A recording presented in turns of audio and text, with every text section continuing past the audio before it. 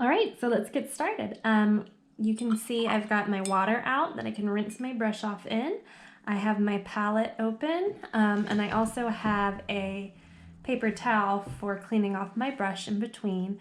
So I want to actually start back over here with this big plain rectangle and kind of go off of, I showed you earlier, my ring, just since it's kind of a here live in the moment example. You see when the light hits, it reflects differently. The way that I'm looking at it, I'm not positive if it shows up for you, maybe with my camera, but there's some variation over on this left side. I get like a glimmer of light right on that inner line, and then it's a darker shadow along the edge. That's just what I'm seeing right now. As you're doing it, you can make it however you want. Honestly, you're not trying to make a scientific or 100% realistic depiction of the way light hits a given object. It's just the idea of showing that reflection by varying the amount of paint that you're putting down, or the thickness in the case of watercolor.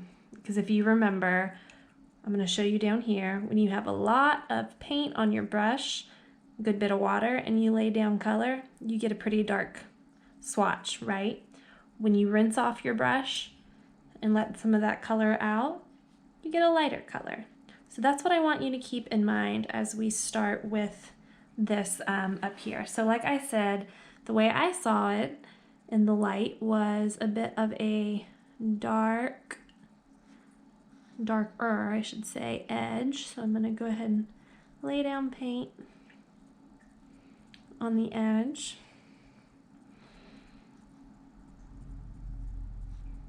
It's kind of darker. And as it got to this inner line right in here, it was lighter. So I'm going to rinse off my brush and come back in with a lighter value and have some of that light up by the inner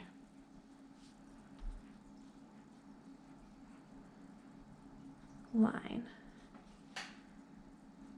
I'm sorry, this is going to be a little bit messy. I'm painting at an awkward angle because of the way that the light in my kitchen is set up, or is coming through, and I'm trying to stay out of it so that I don't put a shadow on the page, but it's hard to paint from over there. So hopefully here you can see I have a darker line here on the left, or a darker side of this. So the light is hitting that top part, where it's raising up a little bit. And like I said, it doesn't have to be perfect, doesn't have to be accurate 1,000,000,000%.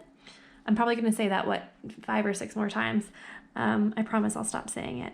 But have fun with the way that you put in the color. So I'm going to put some more dark shading down here at the bottom. And I do that by making sure my brush is filled with color and water. And then when I want it to be lighter, again, I go in and dip it in the water, get some of the paint off, load more water into my brush, and swipe that on. That's fun, right? I like that. I'm going to keep going with that light value. When you're painting, when you're talking about color, this is like a technical thing and it's not necessary to know, but I'll share it. Value refers to the lightness or darkness of a color. So this one color that we're using, this emerald greenish blue, has a very light value and then a darker value down here. It's just the depth of the color. So if I talk about value, that's what I'm referring to. And if your paint is still wet, mine is a little bit towards the top, you can go in and add some more.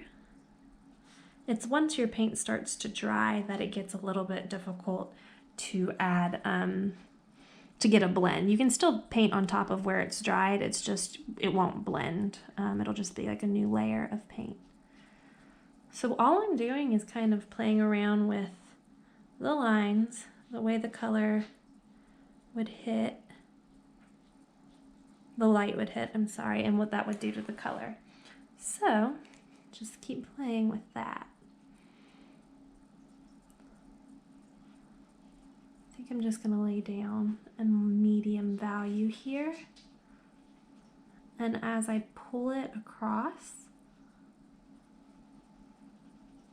it'll get lighter since I'm kind of distributing the pigment from the brush around.